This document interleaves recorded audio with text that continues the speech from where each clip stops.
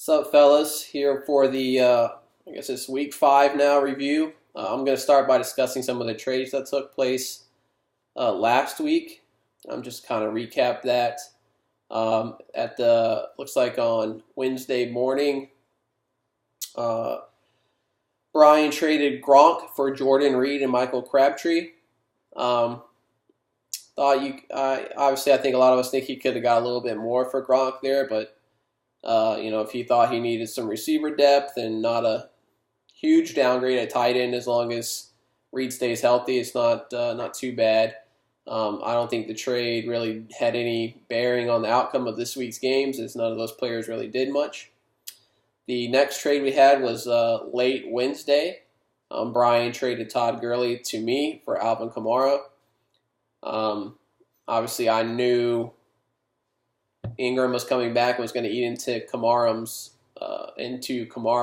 workload some, and that definitely was the case last night. I also think last night was a product of Ingram coming back and really wanted to get him involved, so I don't think that's how it'll stay the rest of the season. Not really sure why Brian traded Todd Gurley. I know he wanted to mix things up. His team hadn't won yet.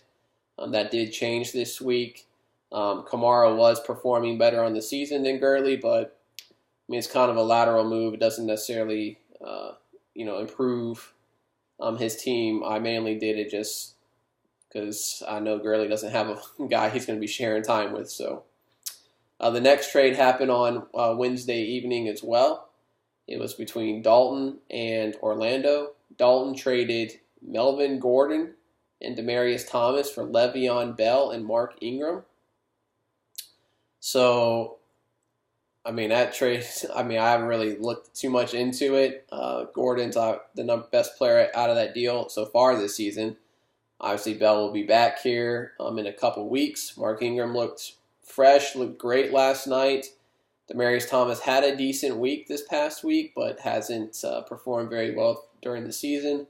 So we'll see how that trade works out for both of them. But I believe Dalton really wanted to get Lev Bell with James as he acquired James Conner. And I know Dalton is a Saints fan, so getting Mark Ingram was probably beneficial for him as well.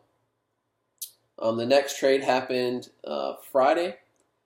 The trade was between myself and Joseph. It's probably one of the more talked about trades last week. I traded Patrick Mahomes, Jay Ajayi, Emmanuel Sanders, and Carlos Hyde, and I got Aaron Rodgers, Saquon Barkley, Chris Carson, and Allen Robinson. Obviously, Rodgers has the big name, but he's dealt with a knee injury this season, and I believe he is performing, before the week started, he was the 15th ranked quarterback as far as scoring goes. I'm sure that changed as he had a pretty good game this past week. Obviously, Mahomes has been the number one quarterback all season. So a little bit of an upgrade at quarterback there based on performances so far. I guess you would say Carlos Hyde and Barkley. Obviously, Barkley's the best player in the whole trade, so there's a big benefit for myself in that. Ajayi and Chris Carson. Obviously, Ajayi's done better on the season, getting touchdowns and things like that, and doesn't quite have the same kind of committee I believe Chris Carson has. Obviously, Ajayi tore his ACL this past week, which obviously nobody can predict that, so it kind of sucks for Joseph there. And then you have Emmanuel Sanders and Allen Robinson. I like Emmanuel Sanders quite a bit. I believe he's receiving more targets than Demaryius Thomas in Denver, and I think him and Keenum have a good rapport with one another. Allen Robinson, I had to throw in more people and figure out I'll get somebody in return. I'm not big on Allen Robinson. Chicago really spreads the ball around, when they can get it going. So I'm not really too excited about the trade there or this change there, but obviously getting Barkley is huge for my team. The next trade we have was Orlando and Phillip. Orlando sent Joe Mixon. Actually, it's not Phillip. It's Orlando and Josh. Obviously, I'm looking at trade board. It's just got team abbreviations, so I'm trying to do my best to remember people's team abbreviations. So we got Orlando and Josh. It was Joe Mixon and Sammy Watkins for David Johnson and Corey Davis. I mean, for me, that's just basically as fair as it can get.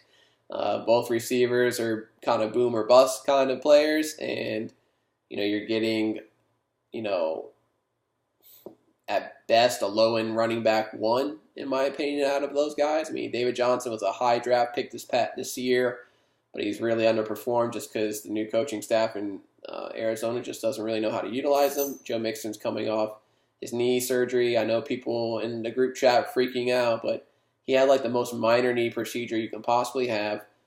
He got plenty of work this past week, looked fine, no issues. Doesn't have Bernard, on his back and splitting time with him for the time being, for the next few weeks. So definitely a fair trade in my opinion there. I mean, pretty much right down the middle for myself.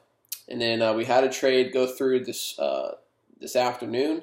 It was actually accepted last night, and I approved it probably about an hour, 2 hours ago, something like that. The trade was Dakota and Josh. Dakota sent Adrian Peterson and Tyler Lockett for Jordan Howard and Amari Cooper. Now, just looking off names, it clearly looks like Dakota got the advantage here. Obviously, Jordan Howard and Amari Cooper are more highly touted players, more well-known, and, just preseason projections were supposed to be great. Peterson, obviously everybody knows Peterson, but he's kind of on the tail end of his career. And Tyler Lockett's just kind of, a wide receiver 3 flex at best. But if you look at how these players have been performing this year, Cooper has really only had one game where he did anything. Jordan Howard hasn't really done much. I mean, I don't know, I'm in the league, and I mean, you would think they would use him more, and it's not happening with the new coach there in Chicago.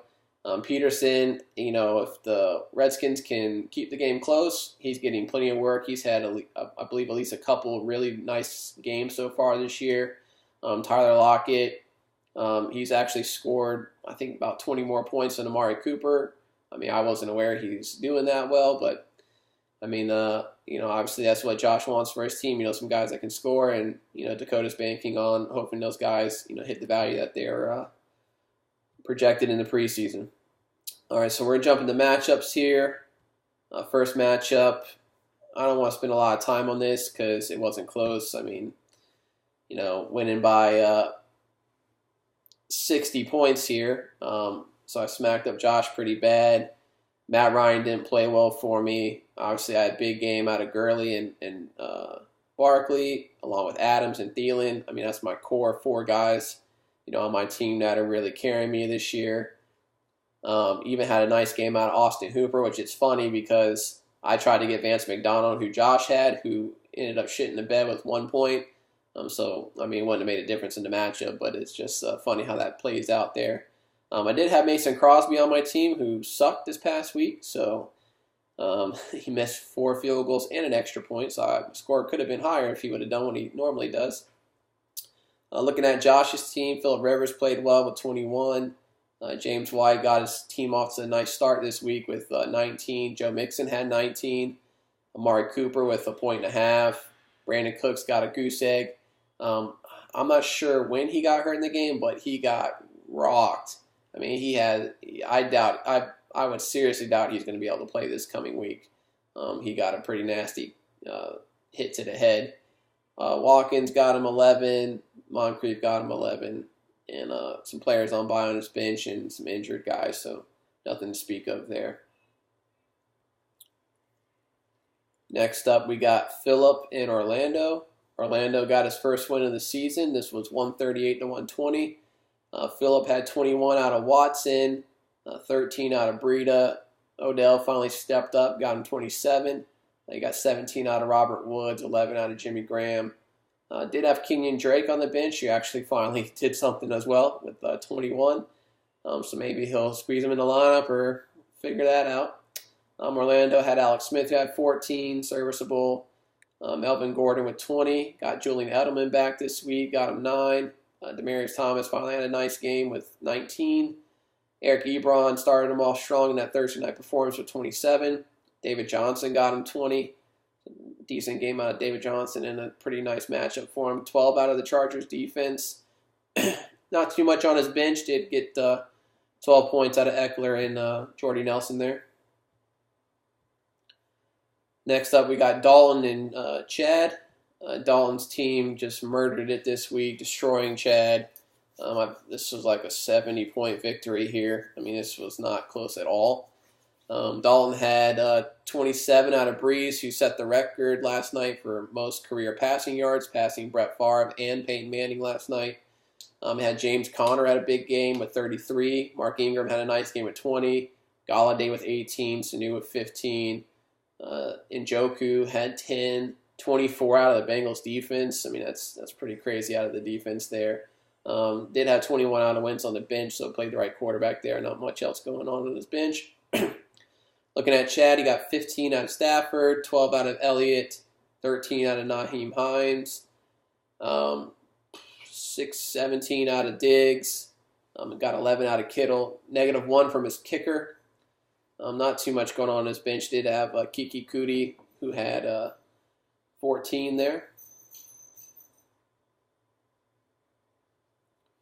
Next up, we got Garrett and Garrett and Dakota.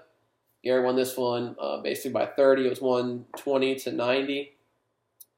Dakota had 13 out of Dalton, 18 out of McCaffrey, 18 out of Hopkins, 11 out of Hill, 11 out of Gronk. Not even a full point out of Doug Baldwin. Negative points out of his defense. Had Tyler Lockett on the bench, who had 18. For some reason, he's got Dez Bryant on his bench, who doesn't have a team. Don't really understand that. I guess he's hoping he comes back, but I'm going to tell you right now, I don't care where he goes. Dez Bryant's not good. I'm a Cowboys fan. He's been on our team for years. He's not really that good of a receiver. He's one of those guys who's just a big name. So I don't care where he goes. He ain't coming to Dallas. I mean, Jerry Jones is just busted on him this past week. So we'll see if he can get a team, but I don't know about that one. I think it would take an injury to a team to want to give him a shot.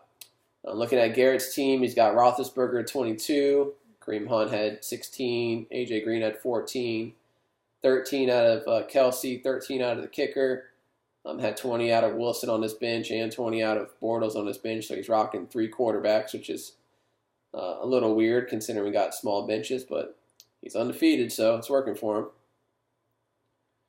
Next up, we got Joseph and Steven. Steven won this one pretty easily. It was 120-79. Joseph had 16 out of Mahomes, 9 out of Hyde, 2 out of Ajayi, who got injured in that game and is done for the season. Had 14 out of Keenan Allen, got a goose egg out of Quincy and Nunwa. Some of that had to do with game script and Robbie Anderson scoring 2 huge touchdowns in that game. Emmanuel Sanders had 12. Not much else going on there. Did have Wendell Smallwood on his bench, who had 17. So, even though he loses Ajayi, he does have the guy who I think is going to step into that role. I know Corey Clement may get some carries if he's healthy. I believe he's dealing with a quad injury. I just think Smallwood's the better running back there and stands a better chance at getting a majority of the work.